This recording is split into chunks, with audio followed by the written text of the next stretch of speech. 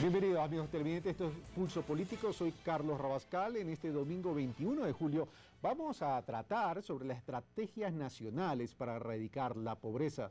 Recordemos que uno de los objetivos principales de cualquier nación debería ser disminuir, o mejor dicho, eliminar la inequidad en beneficio de sus ciudadanos, para que todos sus ciudadanos tengan oportunidades para el desarrollo de sus familias. En ese sentido, el Plan del Buen Vivir ha jugado un papel importante dentro de este proyecto político que lidera Rafael Correa Delgado como presidente de la República, para hablar y analizar qué tanto se ha pasado de los enunciados, de las intenciones, a realmente obtener resultados pragmáticos, tangibles, dimensionables y que generen, evidentemente, impacto social. Veamos a quienes hemos invitado. Pavel Muñoz López, doctor en Filosofía por la Pontificia Universidad Católica del Ecuador, máster en Ciencias Políticas en Iberoamérica por la Universidad Internacional de Andalucía, España, secretario subrogante de la Secretaría Nacional de Planificación y Desarrollo.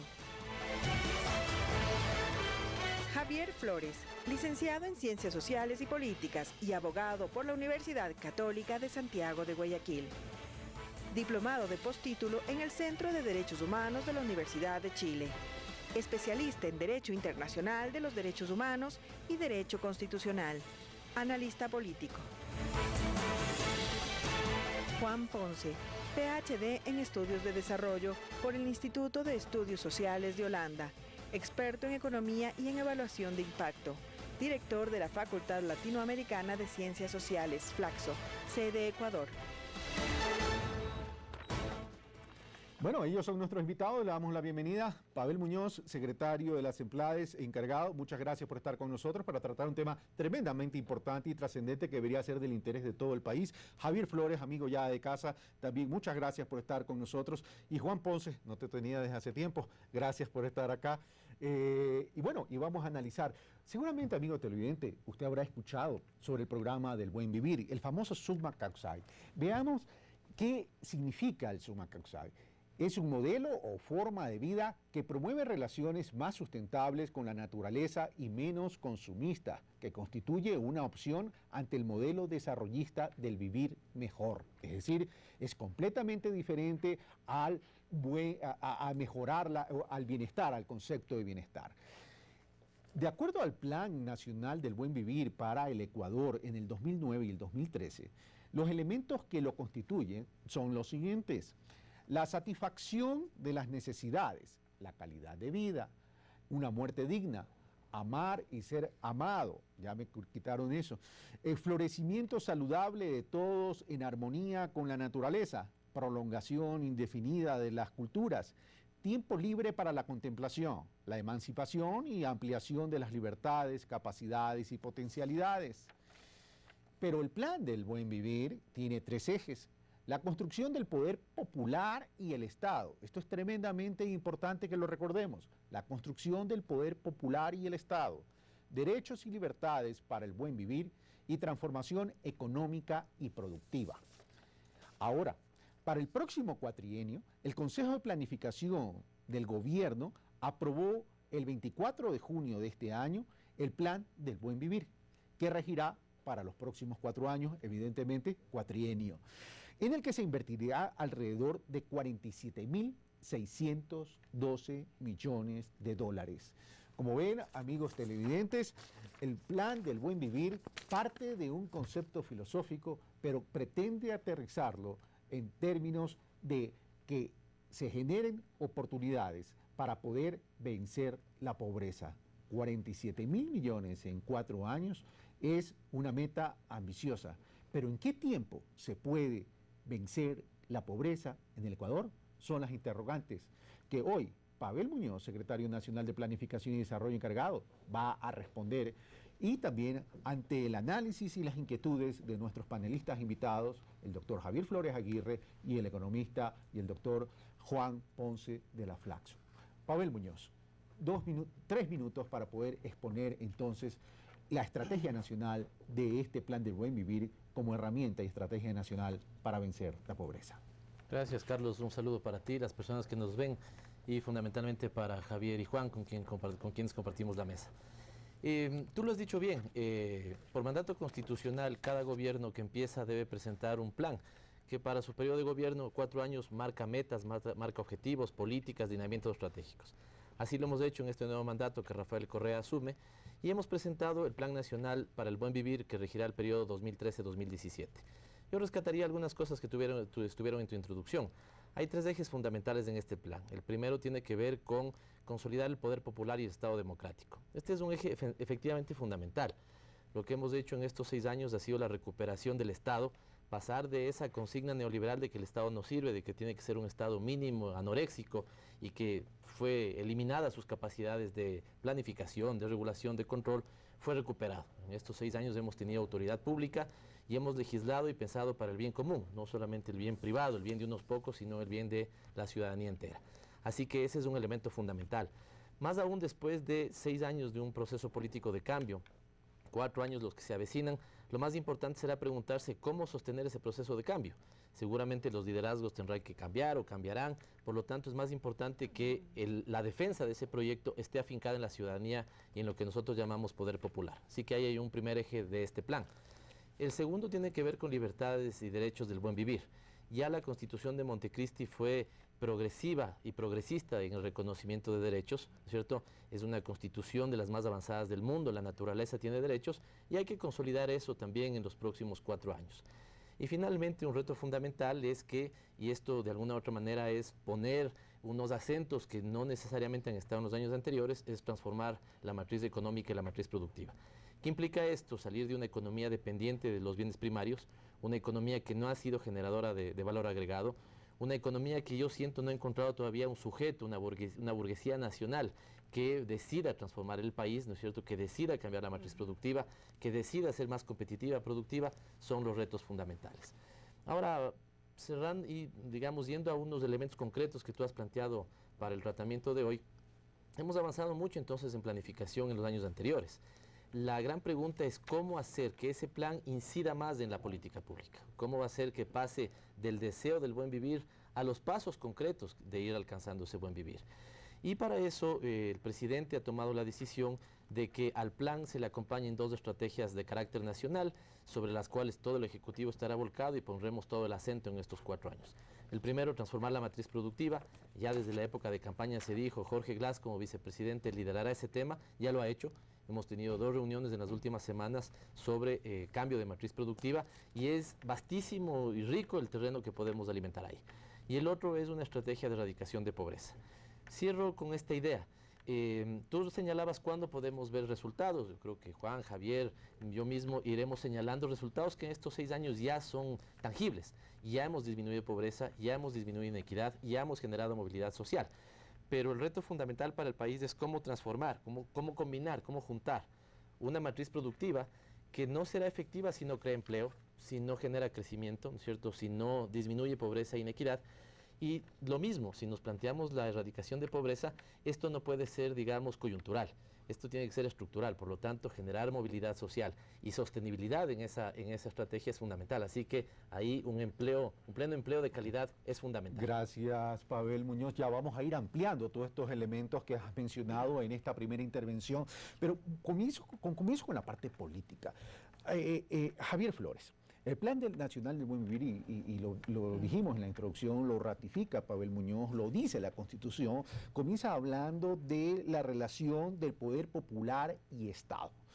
El tema del poder popular y Estado lleva a la siguiente conclusión, una gran participación ciudadana en términos de manejar este tema de planificación, este tema de constituir o consolidar un modelo de desarrollo. El proyecto político que planteó Rafael Correa en el año 2006, en la plena campaña, era un proyecto político que se sustentaba en un discurso y un mensaje directo. Esto es una revolución y vamos a cambiar la manera de pensar los ecuatorianos y vamos a cambiar los ejes estructurales del país. En estos más de 6 años, esa revolución ha aterrizado a esa revolución ciudadana para que deje de ser un membrete, un enunciado, un eslogan político para convertirse en este verdadero poder popular y relacionado e interrelacionado con el Estado? Hay dos aristas allí. Una, la estrictamente política, que es la que originalmente formulaste en la pregunta, y otra cultural. En lo estrictamente político se han generado nuevas formas de poder en el territorio y eso es evidente. Hay una ruptura con la forma administrativa territorial anterior, se han creado nuevos espacios, como por ejemplo las regiones, que va a ser un tema que a futuro se va a implementar, o los circuitos y los distritos para una microplanificación. Esos son temas que son sumamente valiosos porque implican un cambio frente a la arbitrariedad o la anomia anterior. Eso es un cambio político, eso parte de una voluntad de hacer una nueva institucionalidad y de hacerla efectiva. Además, porque una cosa es nuevamente hacer un enunciado y luego juzgar a partir de los frutos obtenidos en el proceso en que ese enunciado pasó a la práctica. Pero luego creo que lo clave y lo que es realmente revolucionario es lo cultural. Si tú logras cambiar la mentalidad tradicionalmente colonial que ha tenido el ecuatoriano en sus formas de relación económica, ciertamente habremos modificado el país a una forma distinta y mejor.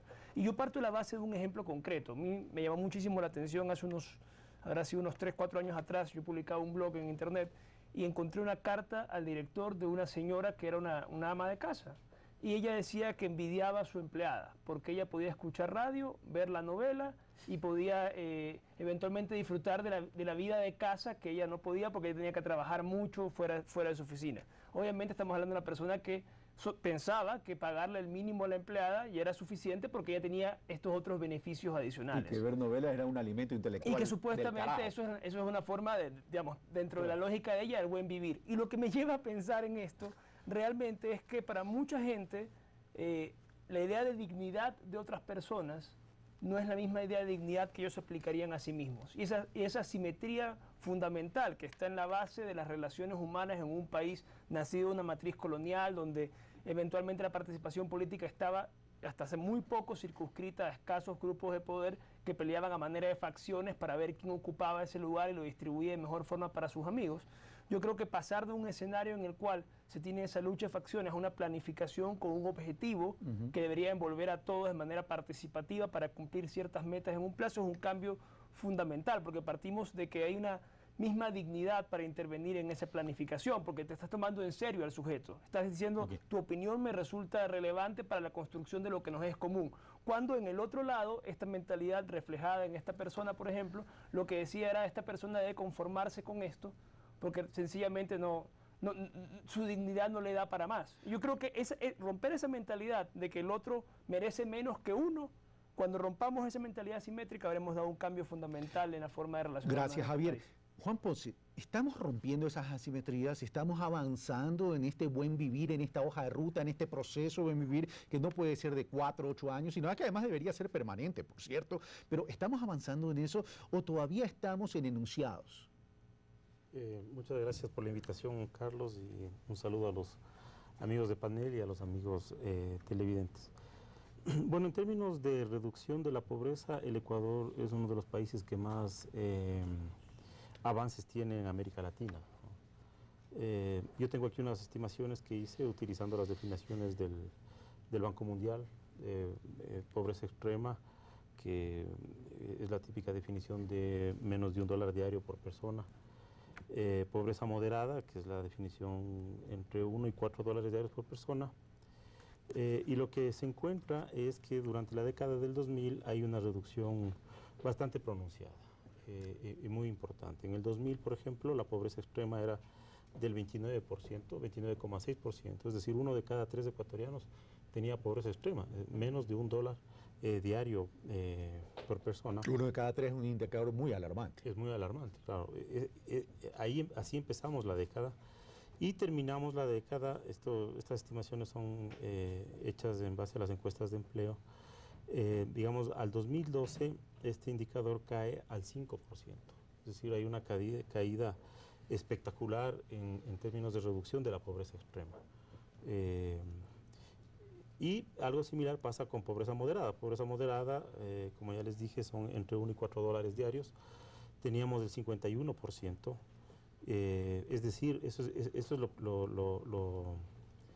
lo brutal. En el 2000, entre pobreza moderada, el 51%, y pobreza extrema, el 29%, teníamos el 80% de la población en condición de pobreza. En el año 2000. En el 2000. O sea, estamos hablando 13 años atrás. Exactamente. Inmediatamente después del feriado bancario. Claro. Inmediatamente, luego el feriado de y casi finalizando el siglo pasado. Y la pobreza moderada cae del 51 al 43%. También es una reducción bastante pronunciada. Es decir, ahora en el 2012, bueno, habrá que esperar los datos de la encuesta del 2013, pero con la última disponible del 2012 tendríamos entre pobreza extrema y pobreza moderada un 48% de la población. Hemos bajado de un 80% a un 48%. Es decir, hay una reducción importante, hay una reducción real. Esta es información objetiva, estos son datos objetivos que se utilizan calculando con el ingreso de las personas en las encuestas de empleo. Y lo mismo pasa en términos de desigualdad. En términos de desigualdad, Ecuador también se ubica en Perdón, Juan, antes de pasar por el tema de desigualdad, esta tendencia a la baja, tanto de la pobreza extrema como la pobreza moderada, ¿es una tendencia a la baja tanto en lo urbano como en lo rural? Sí. La tendencia se presenta en las dos. Si tú divides ¿pero dónde es más acelerado? Urbano y bueno, es más acelerado en la parte urbana, ¿no? Bueno, es lógico que sea más acelerado. Claro, en la parte urbana tú tenías, por ejemplo, en la pobreza extrema un 20% en el 2000 y cae al 2% en el 2012. Es decir, casi estamos por erradicar la pobreza extrema en la parte urbana. Pero ojo, estamos hablando de disminución de pobreza en términos de ingreso. De ingreso, $1 claro, diario porque por persona. la pobreza no solamente se puede concentrar en términos de ingreso. Vamos al tema de la desigualdad. Claro, en el tema de la desigualdad igual hay una caída importante medida por el coeficiente de Gini, que es un índice que está entre 0 y 1. Mientras más avanza hacia 1 hay más concentración, mientras más avanza hacia 0 hay menos concentración. El nivel de concentración en el 2000 era de 0,55, un coeficiente de Gini entre los más altos de la región, de América Latina. Y ese coeficiente al 2012 cae a 0,46, es decir, tienes una reducción de aproximadamente 10 puntos en el coeficiente de Gini, que es importantísimo, ¿no? Es decir, en promedio reduces un punto el coeficiente de Gini por año en toda la década. Eso es una de las reducciones más importantes en América Latina. El tema de desigualdad incluye qué elementos para poderlo considerar que ha disminuido. ¿Solo el tema ingreso igual está también? medido por el ingreso, sí. Las dos mediciones, pobreza y desigualdad, se basan en el ingreso. Hay otras metodologías, otras unidades de bienestar, pero en todos los casos tú encuentras recurrentemente una reducción, es decir, una mejora. Correcto. Lo importante es que para poder vencer la pobreza tenemos que hablar de oportunidades de desarrollo humano, que es el famoso indicador de desarrollo de oportunidades de desarrollo humano. Pero veamos qué opina Marco Aníbal Navas en relación a este tema para luego ir donde el señor secretario de las EMPLADES. Veamos. El Ecuador, a partir del proceso de dolarización, ha atendido en ciertos parámetros a reducir la pobreza. Pero en el gobierno de Rafael Correa ya se institucionalizan políticas de Estado orientadas indudablemente a reducir pobreza y también a reducir iniquidad. Reducir la relación entre el 10% más rico versus el 10% más pobre a 20 veces. Primer punto, reducir la incidencia de la pobreza por ingresos al 20%. Segundo punto, y reducir la extrema pobreza al 7%. Tercer punto, considero que por el impulso de inversión de 46.612 millones que está dentro del Plan Plurinacional de Inversiones 23 y 27, sí es factible. Indudablemente que sí. Pero la matriz productiva lo que generará será un proceso de construcción de bases en estos 4 años y que lógicamente veremos los resultados de cambio de matriz productiva a por lo menos 1 o 2 décadas y que se consolidará, a mi punto de vista, a partir del 2025 al 2030, en el cual no solo el Ecuador, sino Latinoamérica, según proyecciones del Banco Interamericano de Desarrollo, reducirá completamente la pobreza y reducirá completamente la indigencia. Y lógicamente hay que considerar que toda Latinoamérica está tendiendo a ser una zona de clase media.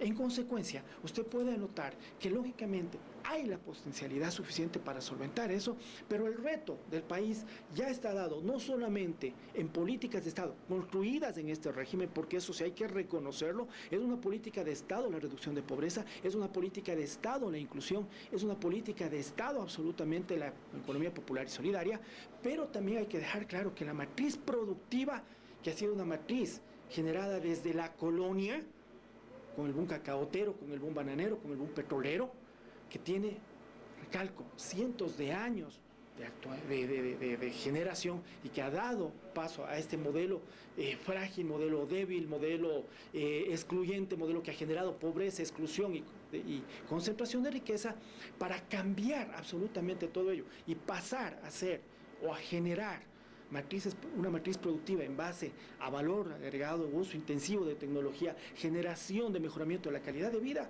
sí nos llevará por lo menos 10, 15 o hasta 20 años. Pero yo creo que en estos 4 años en los cuales el gobierno tiene un gran reto, porque realmente tiene todo para hacerlo, la voluntad del Ejecutivo, el Legislativo y el capital social que le dieron en las últimas elecciones de febrero, tiene la suficiente capacidad para generarlo. A mí me parece coherente también que el Estado haya recuperado su capacidad de generación, de planificación del desarrollo, cosa que se terminó luego de la generación de los gobiernos de corte neoliberal que sí estuvieron en el Ecuador y que dejaron de lado la planificación que sí era parte de los procesos nacionales. Indudablemente, recordemos el plan de la dictadura de Guillermo Rodríguez Lara, que fue parte consustancial de la política de desarrollo del país.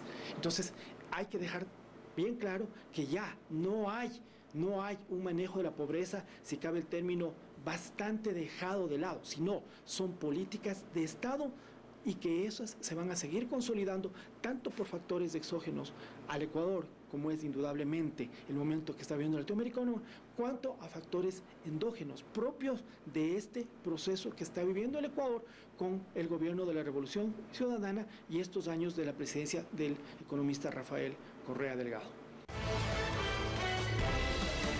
Gracias, Marco Aníbal Vela, perdón. Voy donde... Marco Aníbal Navas, perdón, gracias Gustavo por corregirme, disculpen el lapsus. Voy donde el señor secretario nacional de Planificación. A ver, dudar de que existe una disminución de la inequidad, de que existe una disminución de la pobreza sería un absurdo, porque propios y extraños lo reconocen la oposición política, lo reconoce el Banco Central, lo reconoce la propia CEPAL, lo reconoce el Banco Mundial, lo reconoce el Banco Interamericano de Desarrollo, lo reconoce todo el mundo. Pero el tema no está ahí, el tema es en qué tiempo podemos vencer la pobreza. Se habla pues entonces de que esta estrategia nacional del buen vivir se sustenta en la estrategia nacional para la erradicación de la pobreza, en la estrategia nacional para la transformación de la matriz productiva y un elemento transversal que es el eje de talento humano. Ahora bien, ¿cuánto tenemos que invertir en términos de infraestructura y en términos de oportunidades de desarrollo, Pavel Muñoz, para poder vencer la pobreza, considerando que la pobreza no solo se la puede medir en términos de ingresos, sino en términos de generar acceso a oportunidades de desarrollo humano, y ahí entra el tema educativo, entra el tema de salud? Solo retomar dos cosas, lo decía Juan, lo decía Marco, y lo dicen los indicadores. Es incontrastable lo que el gobierno ha logrado en disminuir pobreza y en mejorar igualdad. Con un tema importante, hay muchos países que han reducido pobreza, pero el caso de Ecuador es único y exitoso porque ha hecho las dos cosas al mismo tiempo. Es decir, distancia entre ricos y pobres ha disminuido, cuán pobres son los pobres ha disminuido, ¿cierto? Hemos tenido movilidad social, ¿sí? El mismo Banco Mundial tiene un estudio y el Banco Mundial dice 51 de cada 100 ecuatorianos ha ascendido socialmente. Esto ha significado que 30 de esos 51, ¿no es cierto?, ha pasado de la condición de pobreza a la condición de vulnerabilidad. Como decía Juan, esa se expresa alrededor de los $4 diarios. ¿Estamos hablando que la clase media del Ecuador representa entre un 40 y un 44%? Estamos hablando, sí, y estamos hablando de que el Ecuador, respecto a su crecimiento, es el país que más movilidad social ha generado. Porque los otros 21 de cada 100 ecuatorianos se han movido de ser en este segmento vulnerable, es decir, de una suerte de ingresos de $4 diarios, a clase media. Y el Banco Mundial maneja ahí de tener entre 10 y $50 diarios, ¿no? Este es un elemento fundamental porque el crecimiento que hemos tenido en estos años entonces ha ido a disminuir pobreza y a mejorar igualdad. Hay países que han sido exitosos solo disminuyendo pobreza, pero aumentando desigualdad. Ok, pero volvemos al tema, Pavel. Es decir, hemos disminuido pobreza y hemos disminuido desigualdad en términos de ingresos. Ahora vamos en términos de desarrollo. O sea, no solamente veamos crecimientos económicos ni de disminución en términos de ingreso de la pobreza y la desigualdad, sino en términos de desarrollo, porque yo aspiro que todo el mundo tenga educación, que todo el mundo tenga salud, que todo el mundo pueda progresar. Y hay algunos datos, Carlos, para ti, la ciudadanía. el presidente lo decía hace poco sobre algunos ejemplos, ¿no es cierto? El hecho de entregar bono no es un combate a la pobreza, ¿no? Eso lo tenemos todos claro. Eso es una ¿no es herramienta. Eso es una herramienta, es un aliciente.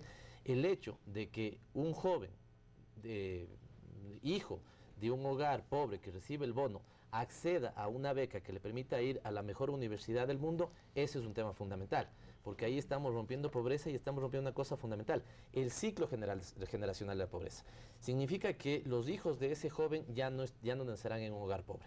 Entonces, eso es un cambio estructural para el país de los próximos 4 años. Ese es un elemento. El otro, en términos de desarrollo, efectivamente nos hemos referido a pobreza medida por ingresos.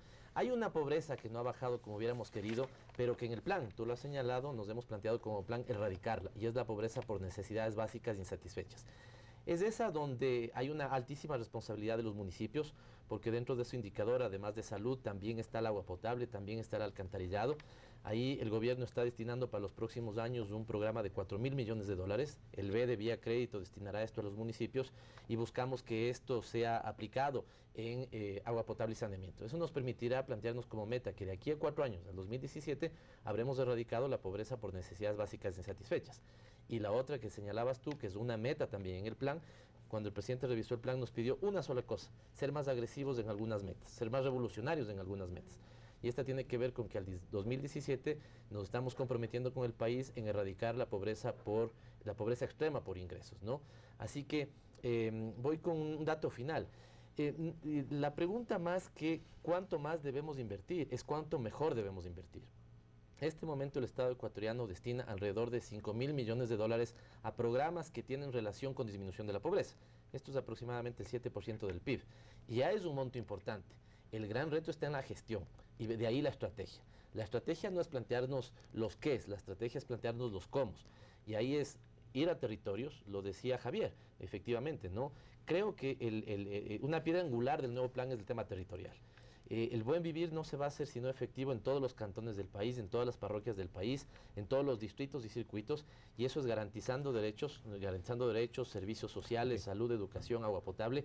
Hacia allá apuntan que salud, educación, inclusión social y seguridad trabajen juntos alcanzando ese desarrollo. Gracias, Pavel. Voy donde Javier. A ver, se ha reivindicado la planificación y eso tampoco está en discusión, pero ¿qué tan complejo es pasar de la planificación, que evidentemente se la ha reivindicado, se la ha recuperado, etcétera, etcétera, a la operatividad de todo esto? Porque no todo puede ser color de rosa, Javier. Bueno, uno tiene que esperar, yo creo que 3 cosas de cada uno de los tradicionales poderes del Estado. En el caso del legislativo, uno debe esperar la mayor sintonía entre las leyes y lo que la Constitución espera de las leyes. O sea, el marco constitucional es el paraguas por el cual se construye la cuestión legislativa, y eso es una cuestión más bien de tipo normativo, explica un trabajo de técnica jurídica y tal. Pero luego está la parte de la administración, y uno espera, yo creo que principalmente, que sea eficaz y eficiente, que si uno vota por una persona, porque es un sistema democrático, y te ofrece un plan, que lo cumpla a rajatabla. Y creo que lo interesante de los mecanismos de planificación participativa es que te dan la posibilidad de poder medir la eficacia de una administración determinada, y eso es extraordinario. Cuando en un país determinado la opinión pública no empieza a debatir tanto quién dirige una operación determinada, sino qué tan eficaz es su procedimiento y su práctica para conseguir la meta, habrá cambiado completamente de una pelea de facciones a una pelea de la búsqueda de un objetivo en común. Ahora, esta movilidad social cada vez se convierte también en más exigente, si no el ejemplo está en Brasil. Ahora, Juan, pero una de las debilidades de todo este proceso es que todavía no se ha podido generar un cambio en el sistema de acumulación. ¿Es factible lograrlo? A ver, yo creo que, digamos, para poder responder tu pregunta, es importante saber qué factores son los que explican esta reducción de la pobreza y de la desigualdad a lo que nos referíamos hace un rato, ¿no? Y ahí tienes 2 elementos importantes. En general, la reducción de la desigualdad es una tendencia recurrente en América Latina. Es decir, todos los países de América Latina reducen desigualdad en la década de los 2000, excepto 2, Colombia y Nicaragua. ¿Y cuáles son los factores que están detrás de esta reducción? De la desigualdad en especial, ¿no? Por un lado, la generación de empleo de calidad, Y por otro lado, una política social, la política pública, expresada en acceso a educación, salud y transferencias monetarias, básicamente, ¿no? Subsidios a los pobres. Pero cuando tú haces una descomposición para ver el peso de cada uno de los factores, encuentras que alrededor del 70% de la reducción se explica por mejoras en el empleo. Es decir, la política pública juega un papel importante, te está explicando el 30% de esto. La política pública, me refiero a programas destinados a la reducción de la pobreza. Pero hay una política mucho más importante, mucho más gravitante, que es contar con empleo de calidad. Entonces, este análisis te conecta con lo que tú preguntabas, es decir, cómo logramos una transformación en la matriz productiva que a su vez continúe generando y mejore la posibilidad de generar empleo de calidad. Eso es lo clave y ahí entiendo yo la lógica de estas dos estrategias a las que hacía referencia Pavel, ¿no? Hace un rato, o sea, el cambio en la matriz productiva y la erradicación de la pobreza. El vínculo que les articula es la generación de empleo de calidad. Tú tienes que tener un cambio en la matriz productiva que genere valor, que incorpore tecnología, pero que en últimas genere empleo de calidad, y eso va a permitir que se mantengan los niveles de reducción de pobreza y de desigualdad. Bueno, ya vamos a hablar, el tema es a cuánto debería crecer el Ecuador de forma sostenida para lograr todos estos temas. Vamos a hacer una pausa y vamos a hablar sobre este empleo de calidad, porque si bien la pobreza ha disminuido y el desempleo ha disminuido, ojo, últimamente en estos últimos indicadores que nos arrojan también las cifras oficiales, el empleo pleno también ha disminuido. Volvemos luego de la pausa.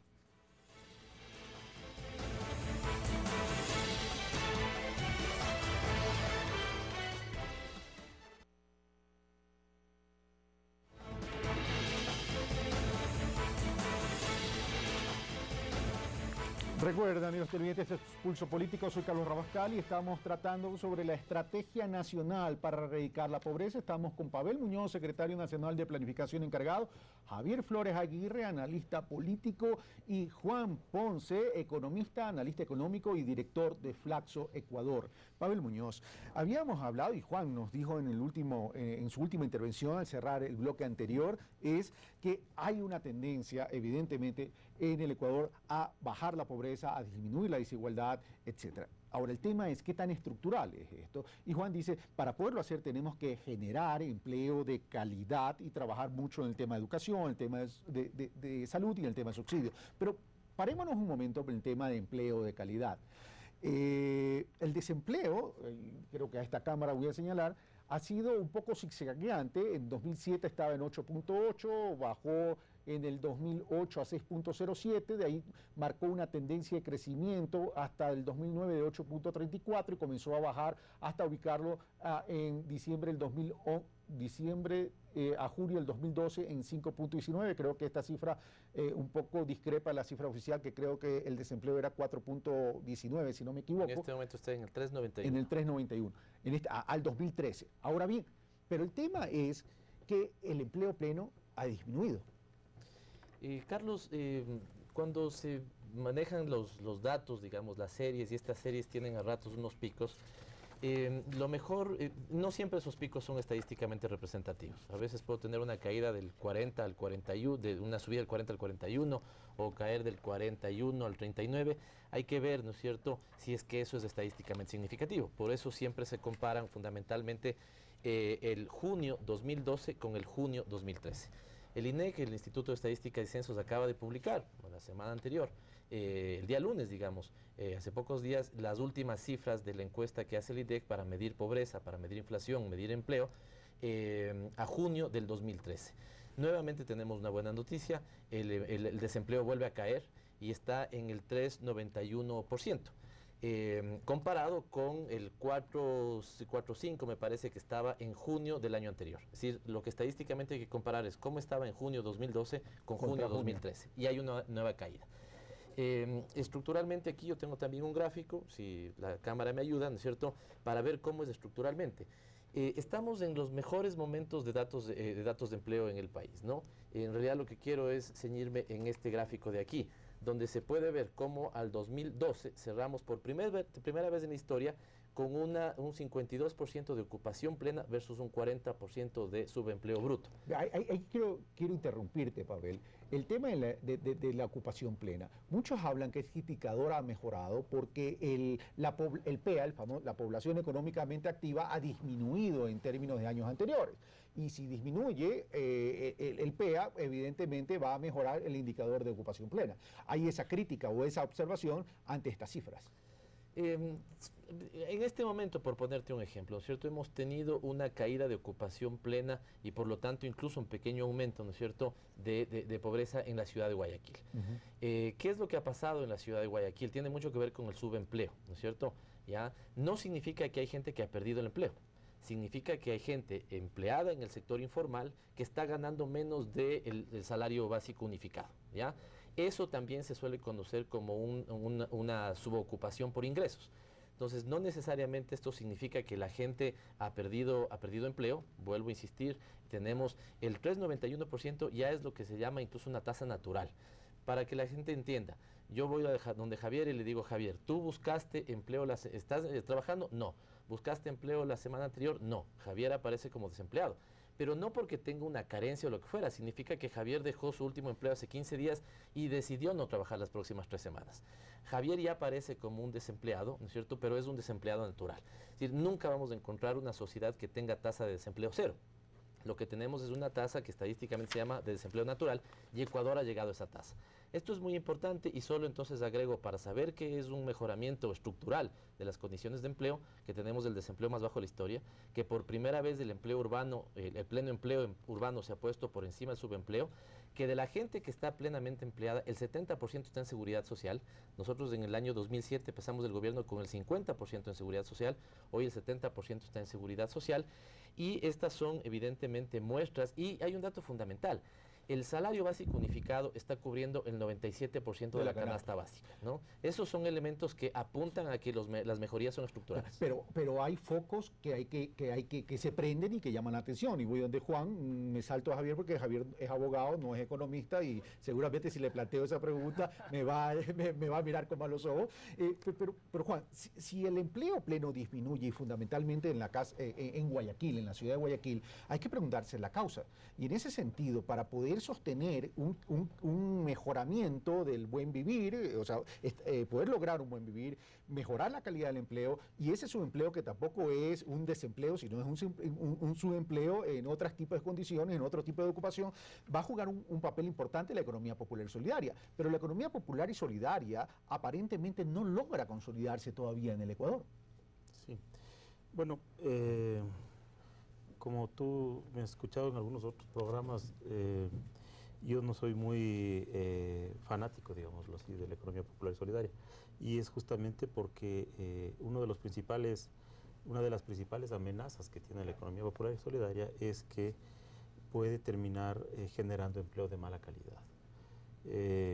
Y de pronto eso puede trabajar en contra de una estrategia de desarrollo alternativo. Es decir, lo que puedes terminar haciendo es generar microemprendimientos populares, pero que no logran consolidar un sector de alta calidad de empleo, que es el sector moderno de la economía.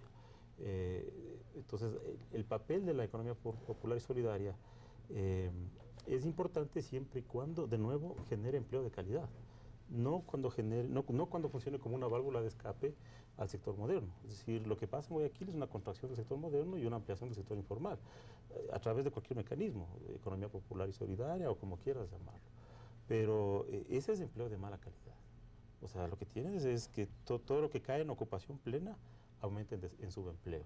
Y eso es empleo de mala calidad. Okay, esos son propiamente los que no te sirven para una adecuada estrategia de reducción de la pobreza, de reducción de la desigualdad, ni para, no deberían estar acompañados en un cambio de una matriz productiva. Ok, hecha esa observación de Juan, voy donde Pavel para luego ir donde Javier. Es cierto que el reto de la economía popular y solidaria es no caer en empleos de mala calidad. Y para eso lo que hay que romper es un principio epistémico, un principio conceptual. Siempre se ha pensado, y el país lastimosamente ha cometido también este defecto, de creer que la economía popular y solidaria es una economía de pobres para pobres. Y cuando se cree eso, generalmente se trabaja así. Y hay defensores de la economía popular y solidaria que siempre han pensado en la economía de lo chiquito, en la economía donde no puede haber acumulación, en la economía donde no puede haber crecimiento, y ese es un error tremendo. La economía popular y solidaria debe tender incluso hacia los elementos modernos. La economía popular y solidaria debe ser de crecimiento, de progreso, ¿no es cierto? Y la economía popular y solidaria fundamentalmente debería transversalizar sus principios, porque también podemos tener, digamos, una economía empresarial con principios solidarios, con principios asociativos. Ahí está en cómo redistribuyes las utilidades, ahí el quid está en cómo te planteas, digamos, los principios de solidaridad, ahí el tema está en si pagas o no pagas adecuadamente, no solamente el salario mínimo, sino el salario digno, una cosa que yo creo que es de lo más revolucionario que hemos propuesto en el gobierno estos 6 años. Entonces, creo que hay que romper un principio epistémico y político. Si seguimos pensando que la economía popular y solidaria debe ser de pobres y para pobres, va a caer en los problemas que dice Juan, generar empleo de mala calidad, no incidir en el sector formal, ¿no es cierto? Y no va a ser un elemento que dinamice y transforme la economía del país. Pero, Pavel, no se logra ver todavía una operatividad eficaz en ese sentido. Han pasado ya 2 años y medio, 3 años y seguimos en la institucionalidad de la economía popular y solidaria, concentrado en una superintendencia, pero a la hora del té no se nota una estrategia pragmática para poder consolidar esa economía popular y solidaria que tenga como reto tener empleo de buena calidad, u ocupación de buena calidad. Yo creo que lo que ha caracterizado al gobierno en estos años de ser autocrítico, y el propio gobierno es autocrítico con eso, ¿no? Tenemos muestras de, digamos, algunos chispazos donde esa economía popular y solidaria ha funcionado. Digamos, tenemos un sector cacautero que hoy exporta chocolate, por ejemplo, a Europa, ¿sí? Pero no llega a incidir en el conjunto de la economía popular y solidaria.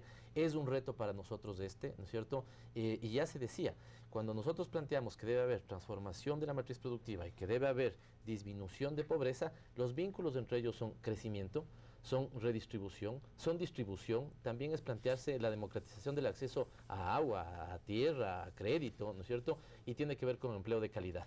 Si ahí se engarza adecuadamente la economía popular y solidaria, si la economía popular y solidaria no es un, digamos, fetiche, ¿no es cierto?, una cosa ahí, un eslogan, sino que efectivamente puede, digamos, incidir en el cambio de matriz productiva, vamos a alcanzar lo que plantea la Constitución, que no es solamente una economía popular y solidaria, es que el sistema económico sea social y solidario. Ok, voy donde Javier. Ahora, uno de los ejes del buen vivir es la transformación económica y productiva. No te asustes que no te voy a preguntar nada de economía, pero evidentemente la vida del Ecuador va más allá de Guayaquil y Quito. Entonces, en este sentido, la redistribución de la riqueza tiene que jugar un papel importante bajo una óptica nacional.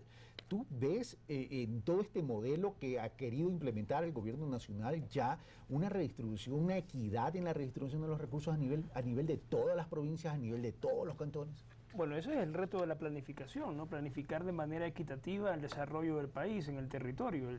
Y es un reto tomar en cuenta otros tantos factores, lo intergeneracional, lo de género, por ejemplo, que son temas que si uno los ve ya con un mayor detalle, pues existen problemas estructurales en los cuales hay comportamientos culturales que son los que le dan base a que se piense que una persona puede tratar a otra en peores condiciones que las que merece de acuerdo con la ley, que era típicamente el caso de las empleadas domésticas que ponía en el ejemplo original. Pero yo sí creo que hay una posibilidad para un país de desarrollar una sinergia conjunta. El punto es que Ecuador ha sido tradicionalmente, y hay estudios de cultura política comparada a nivel de América Latina, que nos dicen que es uno de los países con el menor nivel de confianza interpersonal y que la mayoría de núcleos de relación del ecuatoriano promedio no son núcleos asociativos, sino los básicos, familiares y religiosos en otros casos, que no son, pues, que atienden a un tema de producción específicamente. Entonces yo creo que cuando logremos generar una confianza en el Ecuador, mira, para mí el ejemplo más hermoso de esto, me pasó leyendo un periódico de otro país, cuando Alemania estaba en crisis, los empresarios alemanes le dijeron al gobierno: nosotros vamos a pagar más impuestos para que haya más circulante y podamos salir adelante en este momento difícil que tiene Alemania.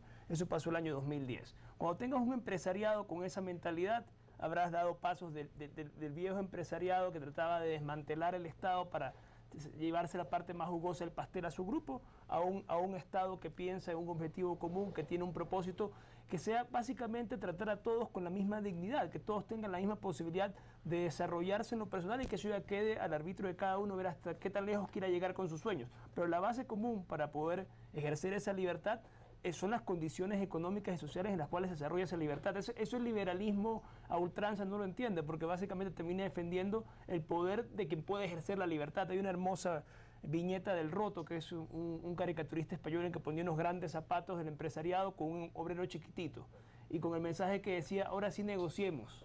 Nunca iba a llenar los zapatos. Nunca vas a llegar en igualdad de condiciones, siempre te va a aplastar el que tiene la bota gigantesca. Okay, pero en este empoderamiento para lograr todos estos cambios, no solamente es el empresariado, hay una corresponsabilidad del Estado a través del gobierno central, de sus ciudadanos, de sus sectores productivos, etcétera, etcétera, de los trabajadores, pero también falta un actor que es importante, los gobiernos seccionales. Por supuesto, pero es que es una sinergia. En realidad, si tú te tomas el concepto del buen vivir en serio, tienes que partir de que es un concepto de la relacionalidad de todo. Ningún factor puede estar excluido a priori. Tienes que buscar que haya una sinergia entre todos los actores de una comunidad determinada. Es una idea comunitarista, es como las ideas africanas de Mandela, que está tan de moda porque aparentemente va a fallecer en cualquiera de estos días. Esperemos que no hasta antes de que se ve el programa y no tengamos que darle la mala pata a Madiba. En todo caso, hoy que estamos grabando está cumpliendo 95 años. Hoy está cumpliendo 95 años y feliz cumpleaños para él. Pero básicamente la idea de Mandela es el Ubuntu. Uno es uno cuando está entre los otros. Es una idea profundamente comunitaria donde el bienestar de uno está cifrado en el hecho de que la comunidad en la cual él se desenvuelve también viva igual de bien que esa persona. Y eso para mí es una filosofía comunitaria que está en los pueblos ancestrales de los países periféricos. Típicamente la región andina tiene ese concepto que es el summa causai, o el Ubuntu en el caso sudafricano, pero son ideas que son sumamente valiosas porque al final lo que te dice es no puedes excluir a alguien a priori, y menos por las razones por las cuales tradicionalmente el pensamiento occidental ha excluido a las personas, por razones de género o de raza, o incluso antes de religión. Gracias, Javier. Bueno, vamos a ver qué opina el catedrático en Economía, Pablo Zambrano, sobre este tema del buen vivir. Ahora bien, en estos próximos años se prevé que el crecimiento decaiga un poco hasta llegar a ser alrededor del 4%, que todavía sería un interesante crecimiento. Lo que nos ha preocupado a algunas personas entendidas de economía es el tema de la proforma presupuestaria, porque para este año se prevé un déficit de alrededor del 6% del Producto Interno Bruto, que si bien es manejable todavía, de todas maneras sí enciende las alarmas para que el sector público deje de ser el motor de la economía en esta segunda etapa de gobierno y más bien se trate de captar inversión privada, tanto nacional como extranjera, que me parece que eso ayudaría para que la economía se fortalezca más. Eso sí, sin dejar de lado de que han existido importantes proyectos de inversión que están en carpeta, como las hidroeléctricas o la misma refinería del Pacífico, que esperamos que se concreten, y con eso el Ecuador va a dejar de importar derivados que obviamente cuestan muchísimo, como por ejemplo el diésel, cuyo subsidio en el año 2012 representó alrededor de 1.600 millones de dólares. Y esa también sería una pequeña recomendación que me permito hacerle al gobierno, en el sentido de que tratemos de reducir los subsidios a los combustibles en una primera etapa en un 20%, para en 5 años ya terminar ya los subsidios, porque nos están causando bastantes problemas en el área fiscal y financiera al país. Gracias a Pablo Zambrano. Bueno, Pablo Zambrano ya menciona un tema, que el déficit presupuestario es del 6% en relación del PIB. Él dice, todavía es manejable, pero un déficit por encima de un 5%, dicen los técnicos que un déficit debería estar en el orden entre el 4 y el 5%, por encima del 5% ya es preocupante. ¿Esto no se podría constituir en una amenaza para este plan del buen vivir? Quisiera en este segmento referirme a 3 cositas breves para poder hacer las 3. La una es que yo añadiría una cosa, lo de Pablo. Efectivamente, nuestra proyección de crecimiento para este año es de 4.1%, cuando hay países que no están creciendo, porque la crisis continúa, digamos, y los coletazos aún están presentes, ¿no? El país fue de los que menos se afectó en el 2008-2009 con la profunda crisis del capitalismo, así que tener una estimación de crecimiento del 4% en un contexto todavía débil es una buena proyección, ¿no? El segundo es que el déficit al que habla Pablo, habría que a la ciudadanía también mostrarle bien y que no se malentienda ni se asuste. El que tengamos un déficit para el próximo, o el que exista un déficit, generalmente cualquier gobierno puede tener un déficit, no significa que vamos a tener plata, que no vamos a tener plata. Lo que significa es cuántas de nuestras inversiones va a ser financiada con crédito externo. Así que es lo que le pasa a cualquier familia. Si yo quiero comprar mañana una casa o quiero comprarme, ¿no es cierto?, un carro, voy a recurrir a un crédito y me estoy generando un déficit. Así que yo ahí no me preocuparía como que este fuera un elemento estructural de la economía ecuatoriana. Suele ser incluso una argucia contable generada por algunos economistas. Entonces, para mí ese no es el problema. Incluso si comparamos el tema de nuestra relación de endeudamiento con el PIB, el Código de Planificación plantea que podemos llegar hasta el 40%. Y hoy todavía nosotros tenemos una relación deuda-PIB que está en el 24%. Está en el 24%, pero está excluido el tema del crédito, de los créditos chinos ahí en esa contabilidad, en ese registro. Y deberemos todavía tener el financiamiento que viene para la refinería del Pacífico, que se pondrá un importante financiamiento, pero lo que estamos es también financiando el proyecto más importante en la historia del país. Entonces yo no confundiría que la economía ecuatoriana tenga problemas estructurales con lo que son indicadores más contables. Pero el último que señaló Pablo, y juntaría con lo de Javier, me da para una cosa que no quisiera que quede en el tapete, justamente porque estamos hablando de buen vivir. Y el buen vivir no solamente es una nueva forma, una nueva y mejor forma de producir, debe también ser una nueva y mejor forma de consumir. En este momento en el Ecuador tenemos las tasas más bajas de electricidad, las tasas más bajas de agua. Hemos mostrado en estas intervenciones anteriores cómo hemos crecido, cómo hay movilidad, pero lo que no podemos caer es en el fenómeno del nuevo rico, ¿no? Esto de tener un comportamiento dilipendioso, esto de creer que mejor persona es la que más tiene y la que más acumula, ¿no es cierto? Son los errores que cometió el capitalismo, ¿no es cierto? Y son los errores que han cometido las sociedades guiadas por el capitalismo. El buen vivir, me gustaba la referencia de Javier, ¿no es cierto? Hace referencia a plenitud, hace referencia a armonía, es un ideal movilizador y es una utopía que también se preocupa de estas cosas. Cuando nosotros nos planteamos el socialismo del buen vivir, también nos planteamos una cosa de modular un poco la demanda. No podemos creer que todas las soluciones son porque el Estado dé plata para todo, si no tenemos mayores niveles de corresponsabilidad, desde apagar la luz, desde consumir, desde movernos menos en el auto. Es decir, yo felicito a todas las personas que se mueven, digamos, en bicicleta, porque estamos apuntando, ¿no es cierto?, no solamente a una nueva forma de producir, sino también de consumir. Me quedan 3 minutos. Y el consumo del agua, por cierto. Aunque mi mujer va a decir, usted es el primero que consume más agua cuando se ducha. Es que ahí se piensa mejor. Vamos donde Juan Ponce. Inténtelo con la bicicleta. Ahí con la bicicleta, sí. Juan, a ver, pero ¿a cuánto debería crecer sostenidamente el Ecuador durante algún tiempo para poder alcanzar estas metas que se están exponiendo en el programa y que forman parte de este plan del buen vivir que ya está aprobado? O sea, más que el crecimiento en términos cuantitativos, hay modelos que te permiten ver con un incremento de por cada punto del PIB en cuánto bajaría la pobreza en una economía determinada. Y eso tú puedes fácilmente hacer el cálculo y ver si quieres eliminar la pobreza moderada en los próximos 5 años, en cuánto deberías crecer. No he hecho la estimación, pero más importante, o sea, es importante tener una base de crecimiento. El crecimiento del 4 o 5% no me parece nada despreciable, me parece aceptable. Más aún en la coyuntura que dice Pavel. Claro, más aún en esta coyuntura, pero más importante es el tipo de crecimiento económico. Es decir, pues tú puedes tener un crecimiento concentrado, un crecimiento que te genera más bien niveles más altos de inequidad y que te genera pobreza, o puedes tener un crecimiento incluyente que te genera una reducción de la desigualdad y una reducción de la pobreza. Entonces, eso es importante. Y relacionado con esto, ¿no? Quería comentarte a dónde se fueron estos pobres y estos pobres extremos y estos pobres moderados que a lo largo de la década disminuyeron en aproximadamente un 30%. Ese 30% se convirtió, nuevamente sigo utilizando las definiciones del Banco Mundial, entre vulnerables y clase media.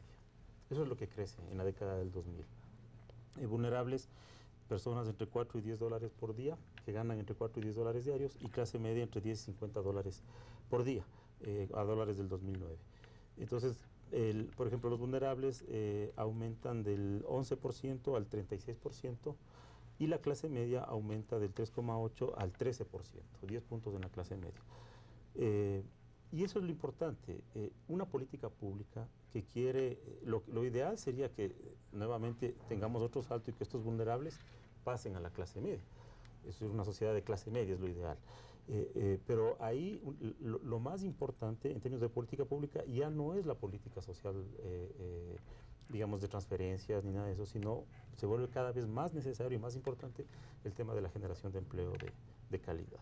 ¿Y esa generación de empleo puede ser sostenible en el país, considerando la coyuntura en el mundo, Pavel Muñoz? Y por otro lado, no hemos hablado del tema del eje transversal de talento humano entre la Estrategia Nacional para Vencer la Pobreza y la Estrategia de Matriz Productiva, del cambio de matriz productiva. Me queda un minuto, Pavel Muñoz.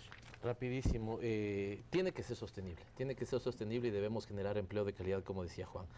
Lo segundo que quisiera decir es, la CEPAL reconoce que somos de los 3 países que más ha disminuido pobreza y que más ha disminuido desigualdad. Naciones Unidas, con el Índice de Desarrollo Humano, dice que el país está entre los 3 que escalonó 10 peldaños, ¿no es cierto?, de manera más rápida. Y el Banco Mundial dice que somos el país que más clase media ha generado, ¿no? Tú decías, eso es incontrastable, sin embargo, todavía tenemos un puñado muy pequeño de despistados que no lo reconocen así. ¿Cómo conectar el tema de conocimiento, investigación, ciencia y tecnología?